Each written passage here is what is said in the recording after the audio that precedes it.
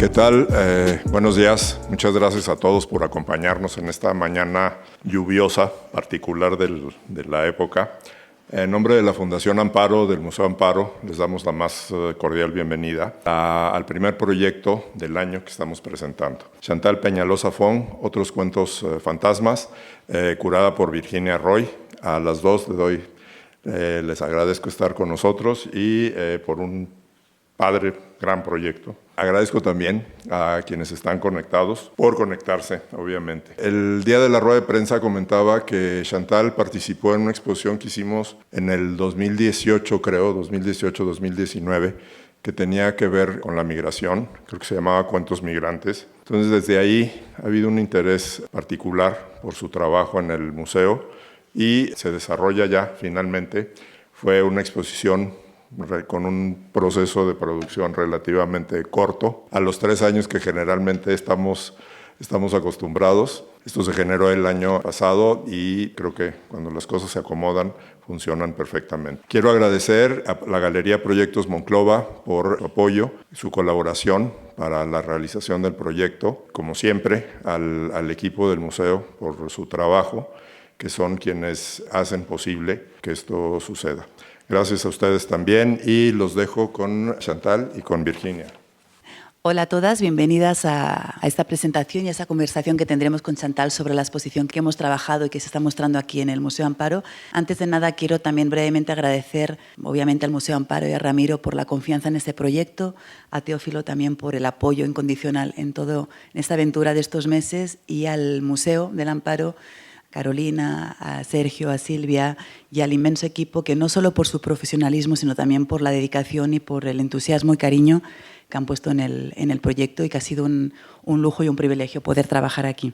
Y un poco lo que queremos hablar hoy era explicarles cómo hemos llegado aquí, qué es lo que veremos en esta muestra y cómo hemos articulado este proyecto de estos trabajos de Chantal, que es una revisión de los últimos 8 años, más o menos. A pesar de su corta edad, Chantal tiene bastante trayectoria. Y entonces vamos a ver 5 proyectos, en la muestra se verán 5 proyectos que articulan un poco de sus últimos intereses. Y un poco el punto de partida que quería que empezáramos a hablar con Chantal es, como sabes, y mucha gente que está aquí a lo mejor conoce tu trabajo, el eje principal o un eje que ha articulado todos estos años de tu trabajo ha sido la frontera. Tú eres nacida en el norte de México, en Tecate.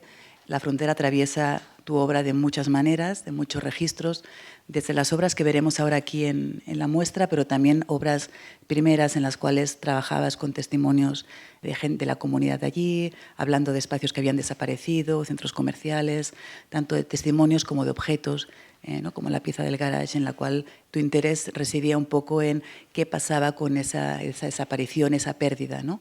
En ese espacio fronterizo un poco. Y un poco la frontera nos ha ido acompañando también en esta muestra. Luego veremos que hay varios tipos de fronteras que atraviesan la exposición, pero que empezáramos a hablar de la frontera más física, la frontera entre países, la complejidad de la frontera entre 2 naciones, ¿no? Bueno, buenas tardes. Sí, yo creo que este es un buen punto de partida, comenzar con esta serie que inicié en el 2017 y que continúo trabajando. Creo que es importante mencionar también que muchos de mis procesos fotográficos parten también de acciones performáticas. Entonces, muchas veces lo que culmina como un resultado es el registro de eso que voy haciendo. Muchos de mis proyectos también son de mediano, largo plazo. En el caso de esta pieza, era una imagen que yo tomo desde el lado de Tecate, Baja California, y después cruzaba la frontera a Tecate, California. Ambos lugares se llaman de la misma manera. Era una idea como de ir a buscar cómo cambiaba la perspectiva de una cosa, de un asunto, de una nube, de un lado y del otro. Entonces, es una acción que hago de manera recurrente y me interesaba, sobre todo ahora que mencionabas, cómo este asunto de la frontera aparecía en distintos momentos de varios de mis procesos. Uno de los orígenes, cuando recién comencé a trabajar, era hacer como este cuestionamiento de cómo me iba a aproximar yo con la frontera siendo uno de los grandes temas pues, del mundo contemporáneo. Creo que todo el tiempo están apareciendo imágenes en los medios, hay unas narrativas muy claras sobre la frontera y de cómo se aborda la frontera, y a mí me interesaba en este caso pensar también cuál era mi experiencia con esa frontera en la que crecí y, digamos, plantearla más desde un sentido cotidiano. ¿Cómo sería entonces habitar la frontera? Sí, es un trabajo que has venido haciendo durante el último año, 2023. Ya lo habías tomado inicialmente en el 2017, pero hay como una especie de actualización del año pasado y es, como decías, tomar una fotografía del cielo desde un lado de la frontera y el mismo cielo desde el otro lado de la frontera.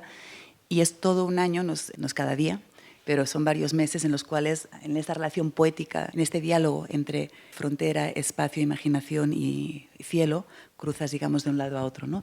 Ese es el inicio de lo que veremos en la exposición. Nos parecía importante empezar hablando de territorio, hablando de la porosidad del territorio y de la fluidez del territorio de una manera tan abstracta y poética como esta pieza, que luego se vincula también otro tipo de tratamiento de la frontera, ¿no?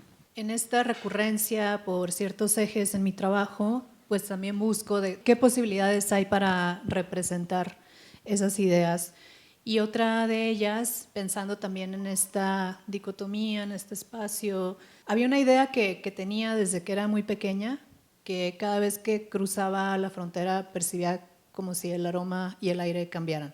Entonces me acerqué a un grupo de químicos, investigadores de la Universidad Autónoma en Baja California. Ellos están trabajando en la Facultad de Ciencias Químicas, Ingeniería, y tal cual llegué con esta idea a decirles, bueno, hay esto que he percibido durante muchos años, quiero ver qué podemos hacer con esto, ¿no? Hicimos una investigación para saber cuáles eran los aromas que más predominaban en el cruce entre Tijuana y San Diego. Nos quedamos finalmente con 3 aromas de cada lado. Hicimos unas entrevistas, gente que cruzaba todo el tiempo, también con otros estudiantes de la facultad. Se hizo un equipo de trabajo.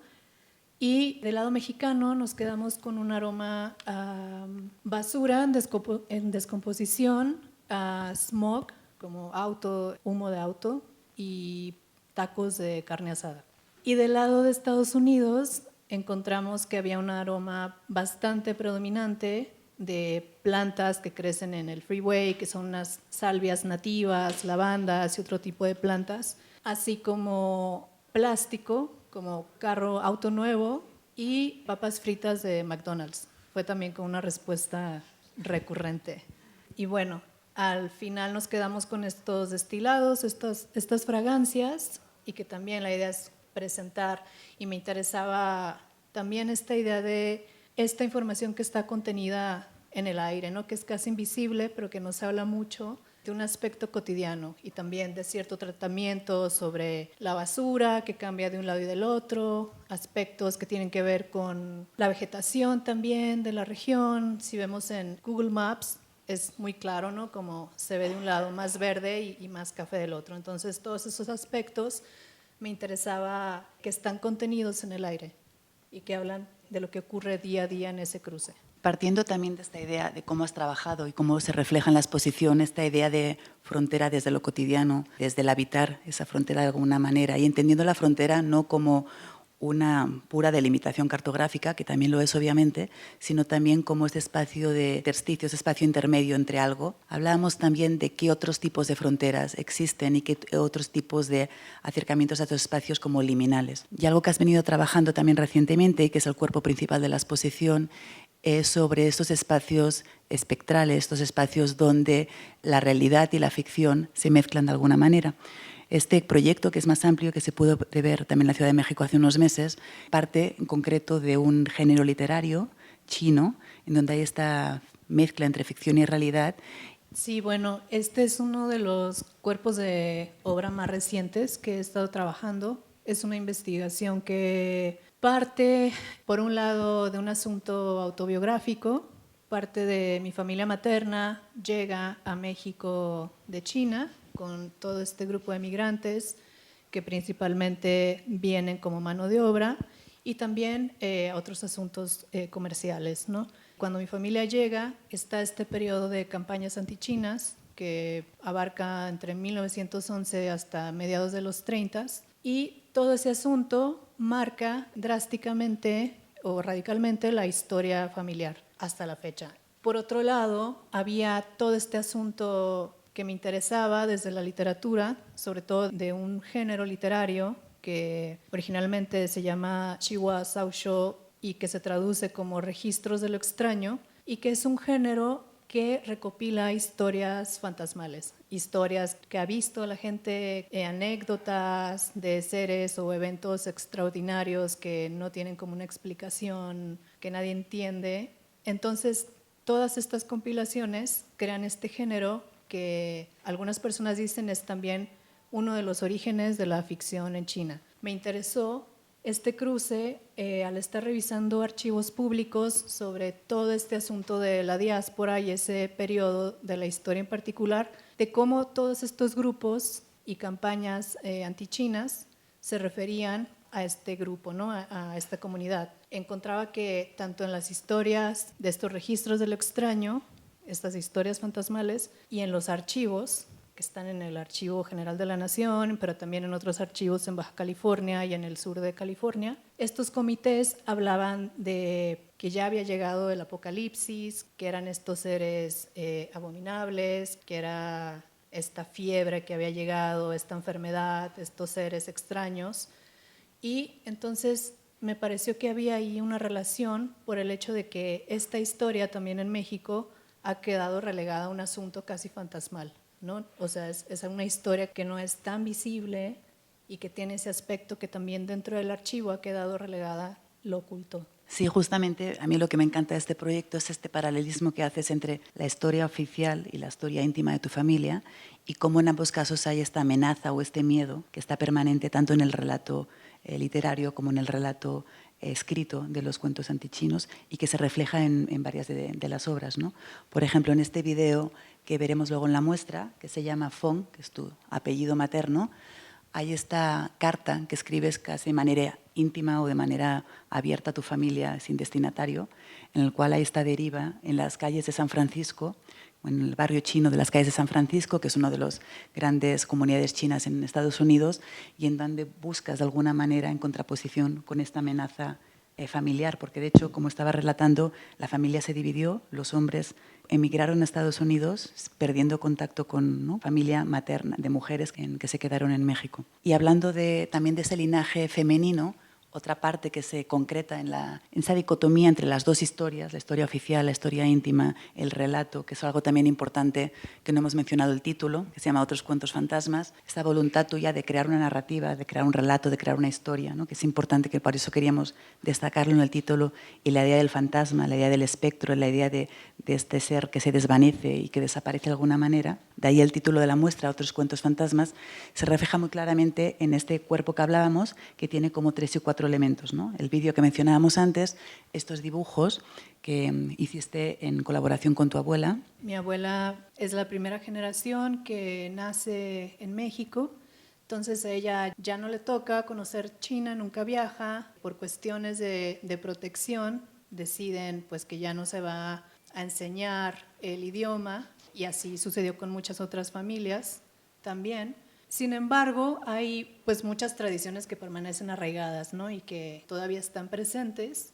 Yo para esta pieza, después de muchas conversaciones que he tenido con mi abuela, esta investigación, digamos, o este proceso no comienza con esta exhibición, o sea, es un proceso que ha estado en la familia durante muchos, muchos años, y ahora decidí retomarlo y entonces también revisar este otro tipo de archivos y sobre todo preguntarme como qué hacer con ese archivo, ¿no?, que creo que en esto culminaría.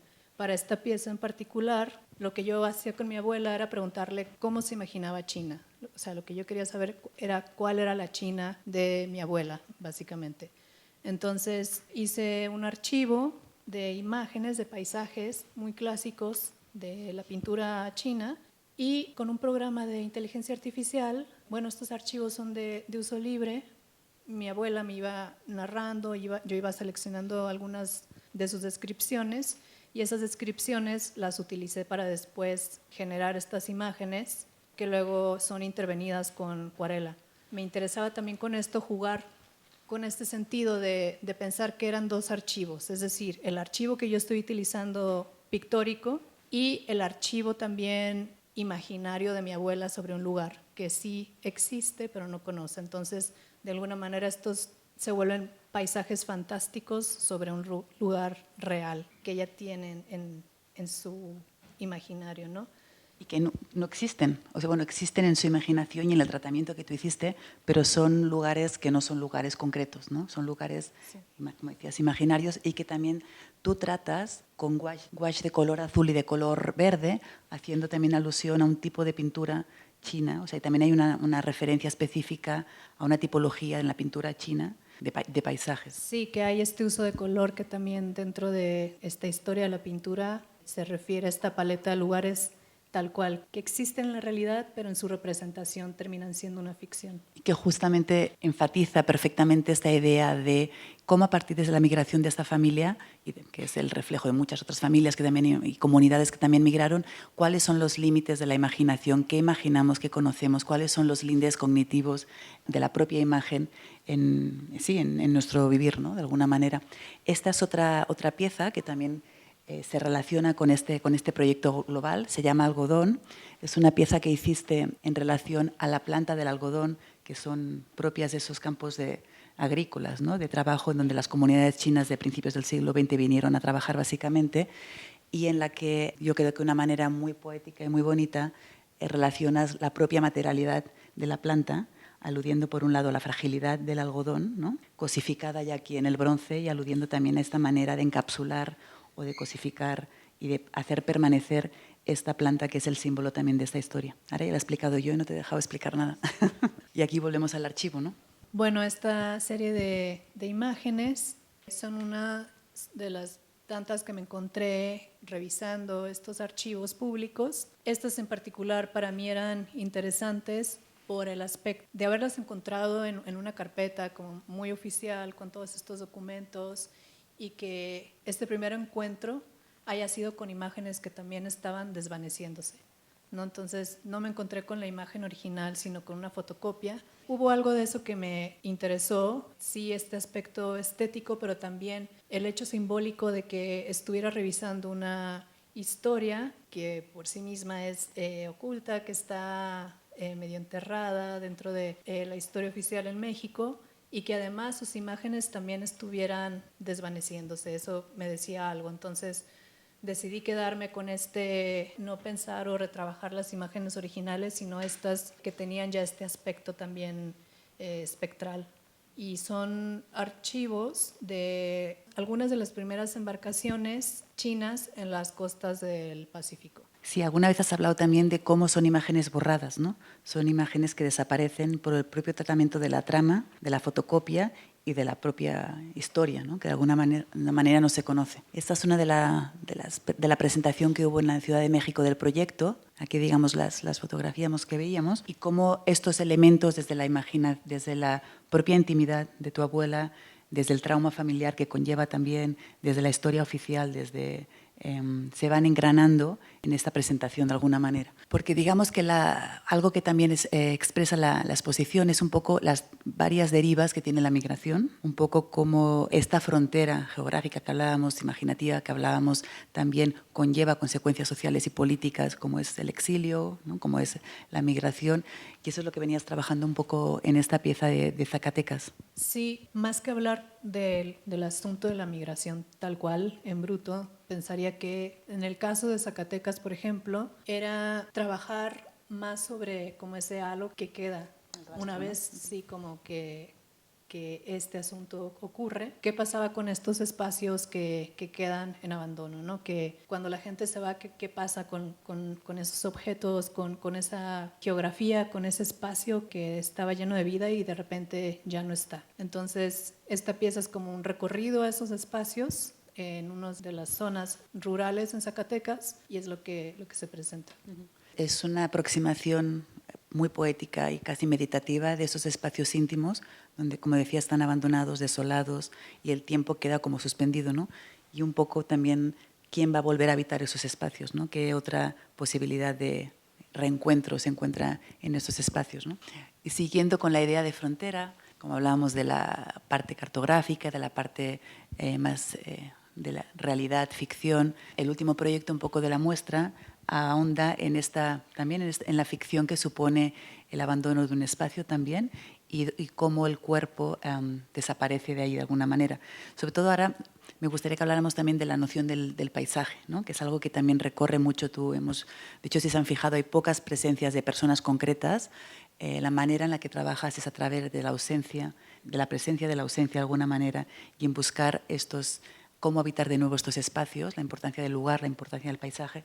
Y en este caso, que es una pieza que se llama Atlas Western, habla mucho justamente de cómo el cuerpo está presente en esta ausencia, ¿no? Sí, esta es una pieza que fue comisionada por el Museo Universitario de Arte Contemporáneo, MUAC. La comencé a trabajar durante pandemia, 2020-21, y el punto de partida fue un lugar, se llama Cine Pueblo.